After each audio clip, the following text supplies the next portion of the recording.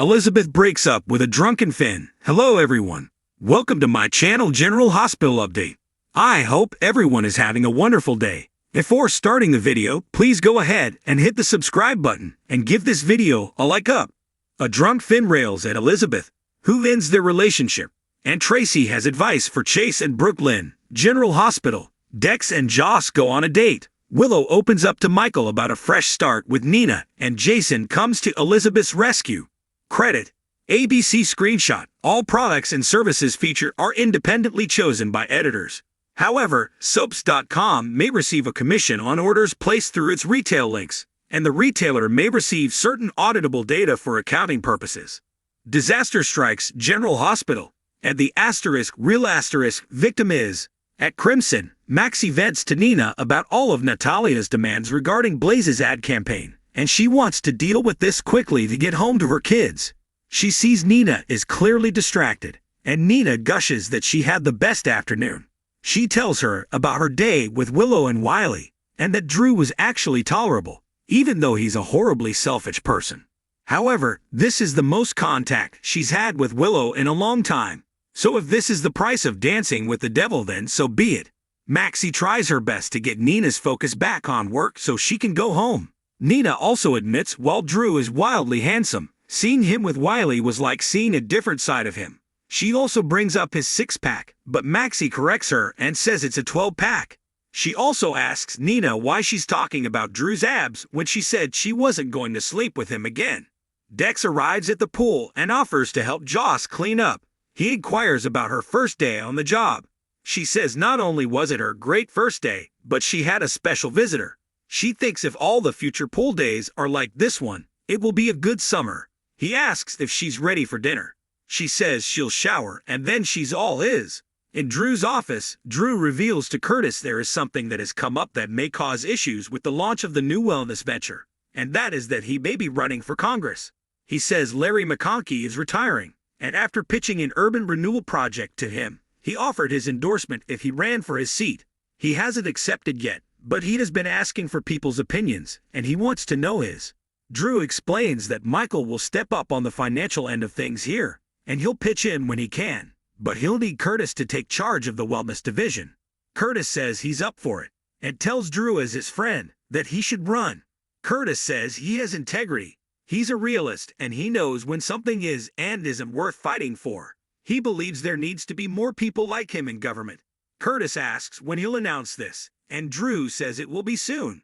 Curtis says he'll get the ball rolling with the team he has in place. Curtis heads out, and Drew gets a text and says, "Really, Nina? Unbelievable." Back at Crimson, Nina insists to Maxie that she isn't going to sleep with Drew Kane again, and she had a good afternoon because of Willow and Wiley. She says she knows Drew is a snake. Suddenly Drew arrives and asks Nina what in the hell is her problem. Maxie moans she was so close to getting back to her family. Maxie decides she doesn't want to be here for whatever this is, and Nina tells her she'll deal with Natalia's requests. Alone, Nina accuses Drew of trying to use Crimson to benefit his other companies. He reminds her he owns Crimson, and because of him, she's close to Willow again.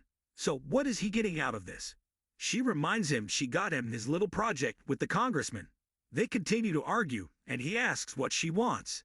She shuts the doors and says she wants to make it clear she can't stand him. He says the feeling is mutual. She asks, "Then why do I want to do this?" They kiss, and the clothes come off as they hit the floor. Willow and Michael go on a date to the new hip restaurant in town, and Willow fills him in on the great day she, Drew, and Wiley had at the Metro Court pool. However, she also tells him, full disclosure, that they ran into Nina. She tells him about how things went, and that the last few times she's run into Nina, their interactions have been pleasant. While Michael doesn't trust Nina, he'll support whatever contact she wants to have with her. Willow thanks him. Michael asks what has changed, what has caused this shift in her about Nina. Willow says it's not just one thing, and Nina has been respecting her boundaries, and she's not pushing for more and more time with her. She admits Nina's changed, and it's because of Drew. Dex and Joss show up together and say hello to Willow and Michael. They head to their table, and Willow is glad they are getting back together. Michael explains they are taking it slow, Joss tells Dex that Trina's Aunt Stella brought them here for the first time. He's always up for trying something new, and Joss adds, and to making new memories. Dex hopes there is another date in their future. Joss teases there could be if he plays his cards right. Joss admits this is nice and familiar, but different at the same time. She says she is sorry and knows she was really hard on him when they broke up. He says she had every right to be, and he got his head on straight thanks to losing her. He also says he was able to ask her out today as he finally feels good about himself again, and that's because of her. She tells him that he's welcome for dumping him then. Joss says she's happy for Dex, and it's a rare gift to know what you want out of life. Dex asks how her school is going. She says she's changed her major to environmental science, and maybe she could save the world someday.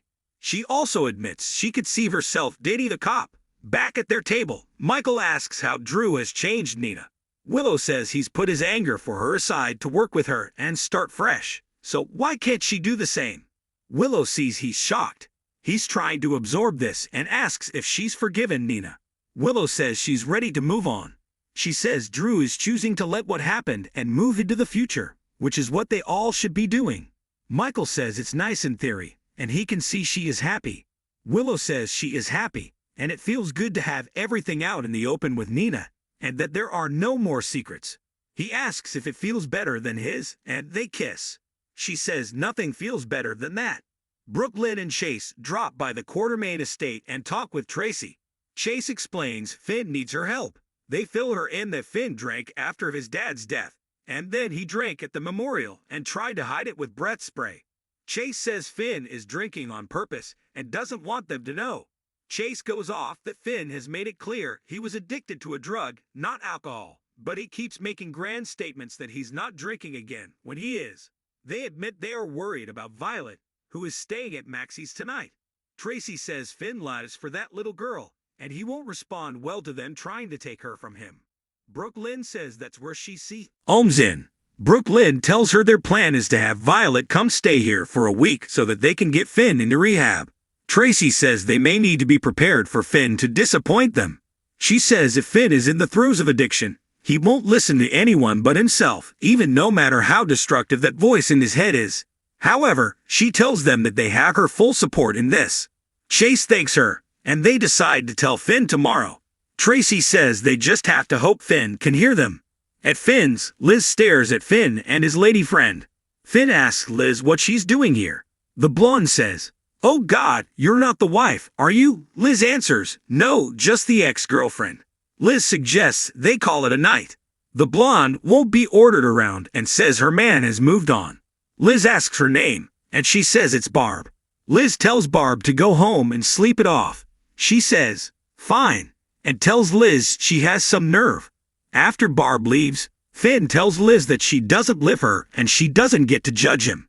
Liz says he's drunk and making out with a stranger, so she gets to judge him. Finn asks where she's been and accuses her of leaving him because he's not perfect, and she can't stand to be around him when he's grieving. She tells him that's not true, but he says it is, so he found someone who could be around him. Liz says she hasn't left him, and if he wasn't drunk, he'd know that what he's saying is BS. He admits she's right, and she begs him to tell her that Violet isn't here. He says he'd never do anything with her here, but Liz says she can't be so sure of that these days. Finn sobs he's sorry. He hates himself and what he said to her, and he needs to explain. She says she wants him to get help, but they are done. She can't do this to her kids or herself. She turns to leave, and he grabs her hand and says he just wants to talk to her. Suddenly Jason enters and orders Finn to let Liz go. Finn asks if he called this guy, and does she really think he'd hurt her? Jason asks her what she wants to do. Liz says she wants to go, and tells Finn that they'll talk when he's sober. Finn lashes out at her, saying he stood by her when she was tearing up canvases and wedding dresses, and now she wants to walk out on him. He tells her to leave her keys and go. She drops her keys in his glass, and Jason warns Finn, "Don't go near her." Jason takes Liz to the Metro Court pool, which is closed. She admits she wasn't ready to go home and answer questions from her kids. Jason says she deserves better, and Liz feels so to her kids. They dip their feet in the pool, and she jokes she can't believe she got Jason Morgan to take off his shoes. He asks her not to tell anyone. Liz can't believe this is happening, and right after Gregory died, she wants to support Finn, but Jason says it's Finn pushing her away. Liz wonders if she should let him. Liz quickly realizes she can't do that to herself or to her kids. Lately talking to Finn is like speaking another language, and she can't believe the way he acted. Jason doubts Finn would have hurt her, and she agrees. She asks how he knew where she was. He says it was Jake. He was so worried that he reached out to him.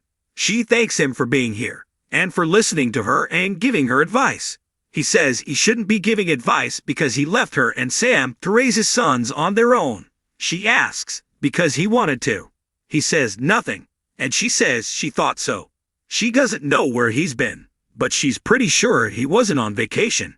Jason says he's here now and will do whatever he can to make things up to Jake. Liz says his showing up to help her will count a lot with Jake, and it counts a lot with her.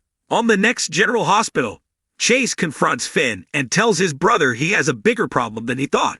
Brooklyn tells her mother they will do everything to keep Violet safe. Kate wonders what Anna and someone else have to discuss. Sam tells Spinelli their window of opportunity is about to open up. At home, Liz questions Jake how he happened to see Finn coming out of a bar. Thanks for watching this video. Please subscribe to our channel.